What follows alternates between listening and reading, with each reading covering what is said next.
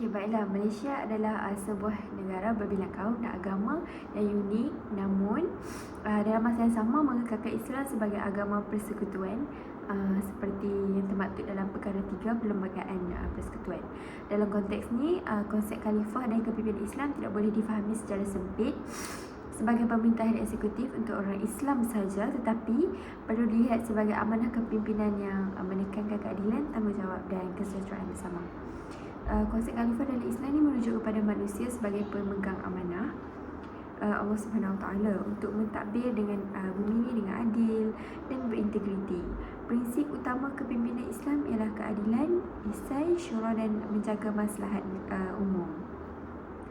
Nilai-nilai ini bersifat universal dan boleh diaplikasikan dalam masyarakat majmuk tanpa mengira menjejaskan hak untuk Islam. Sebagai konsep contoh prinsip keadilan menuntut pemerintahan melindungi hak semua warga negara tanpa diskriminasi kaum ataupun agama. Okey, dalam sejarah Islam sendiri, Nabi Muhammad SAW pun melalui piagam Madinah telah menunjukkan model kepimpinan yang mengiktiraf kepelbagaian agama dan juga memberi jaminan keselamatan serta kebebasan beragama kepada yang bukan Islam. Ini membuktikan bahawa kepimpinan Islam ni tak bermaksud memaksa kepercayaan, tetapi memastikan keharmonian sosial dan kestabilan negara.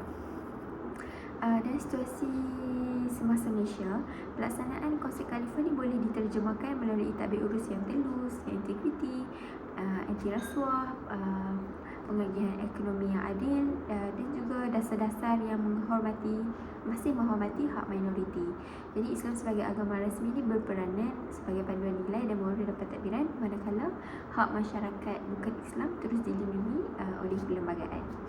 Okey, so kesimpulannya, konsep khalifah ni dalam kepimpinan Islam boleh dilaksanakan secara inklusif dan progresif selaras dengan realiti Malaysia sebagai negara majmuk tanpa menjejaskan mana-mana pihak.